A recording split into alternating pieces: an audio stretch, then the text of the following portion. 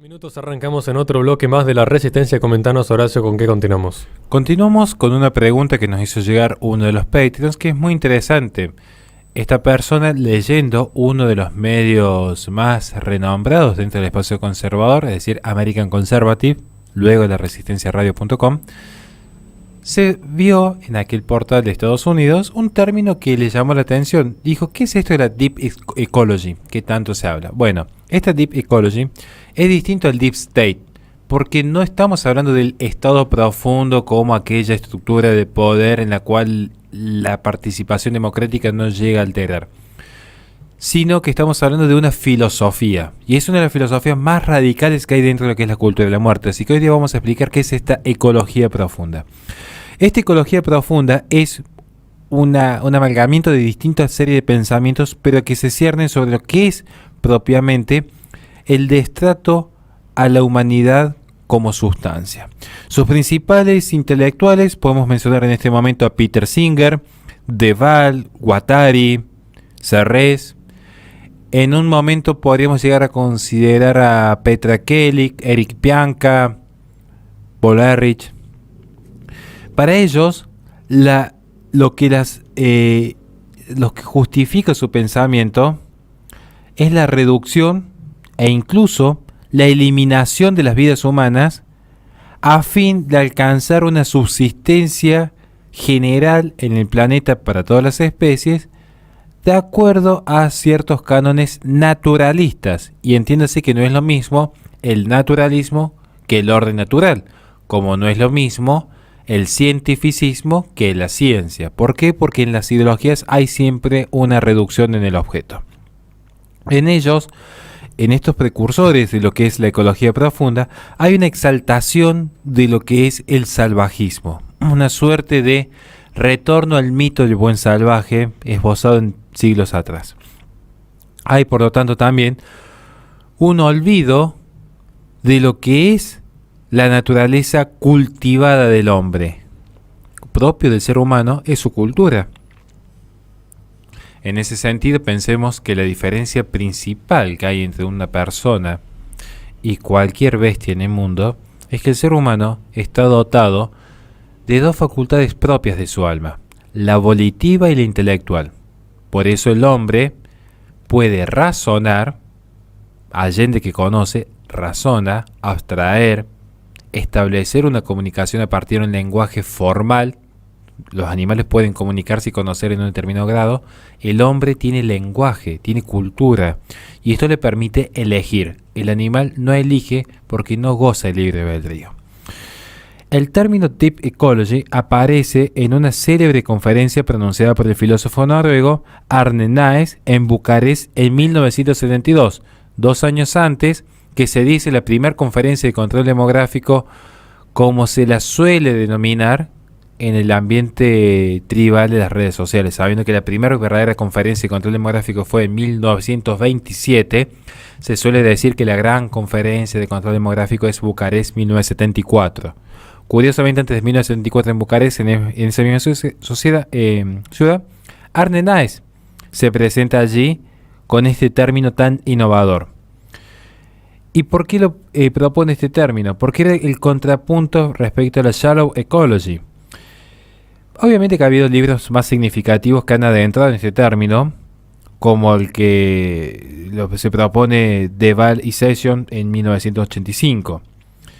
Lo importante de esta filosofía es la oposición que mantienen ante todo sistema civilizatorio occidental. Hay una oposición a todo el sistema, no solamente al religioso, con el monoteísmo del cristianismo, sino hasta las formas de producción agropecuarias, a las formas de progreso de la ciencia, a la forma de herencia cultural greco-romana, todo en pos de poner al hombre ya no en una relación de administración y superioridad sobre la creación, sino como la historia de un vertebrado más a la par del resto de las especies vivas, tomando en un punto lo que es el monismo filosófico de Ernst Haeckel, creador del concepto de ecología, heredero del pensamiento darwinista, que consideraba que era necesario, para dar lugar a la evolución natural del hombre, cortar lazos con la religión y de esa manera entender que el ser humano no guarda diferencia alguna con una jirafa, con un mono o con un pingüino. Volviendo al punto de la Deep Ecology, esta misma se dirige contra todo vestigio de humanismo. Se tiende a considerar que toda explicación humana que muestre una relación de jerarquía y superioridad sobre el animal y sobre la creación en sí es producto de un chauvinismo humano. Es considerar, en términos de Ernst Haeckel, por cierto, que el ser humano tiene una fatal arrogancia en considerarse que es imagen de Dios, que en realidad es un simple ser vivo más, igual que el resto, que no hay nada que lo haga especial.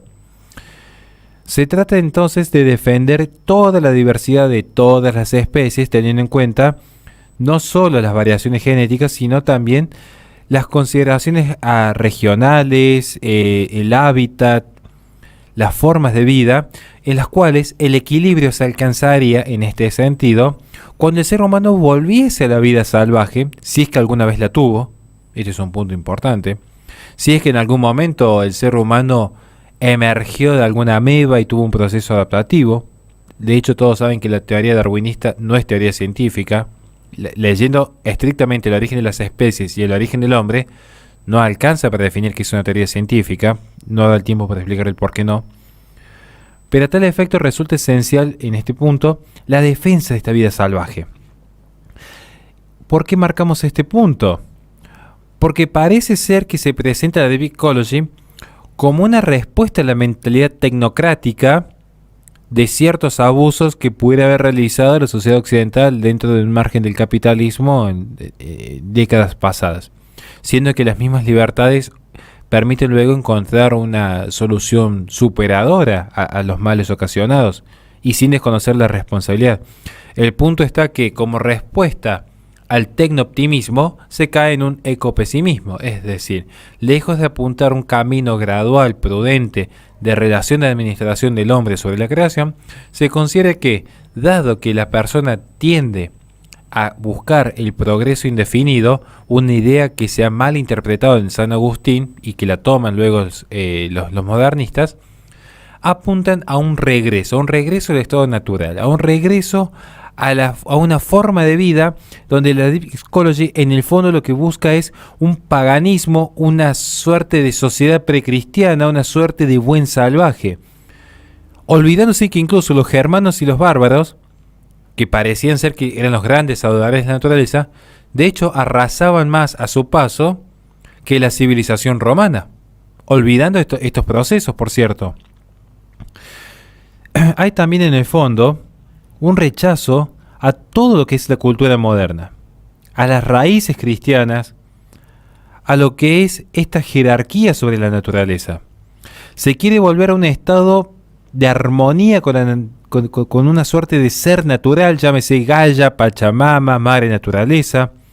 Y detrás de estas propuestas e iniciativas hay ciertamente una afluencia de un pensamiento darwinista de adaptación y supervivencia del más apto. Lo pueden incluso buscar en los Enigmas del Universo de Ernst Haeckel, creador del concepto de la palabra ecología, creador de la palabra ecología como difusión científica al respecto. Él es el verdadero padre de la ecología, fines del siglo XIX. Allí está esta idea de que si no hay un Dios trascendente, ¿dónde se determina lo bueno y lo malo? Y en la propia naturaleza. ¿Y qué va a enseñar a la naturaleza? Que habrá personas que son más aptas para sobrevivir que otras. Esto es lo que propone la Deep Ecology. Esto es lo que es en el fondo. Lo que propone es una segregación de acuerdo a las capacidades naturales.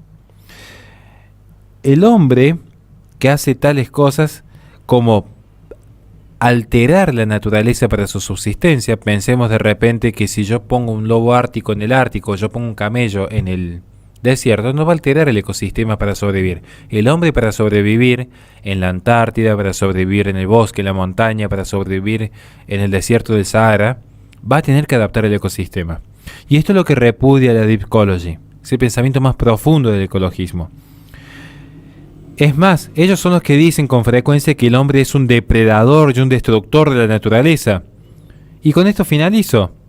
En todo ese planteamiento, a mí lo que me sorprende de la Deep Ecology es la incoherencia.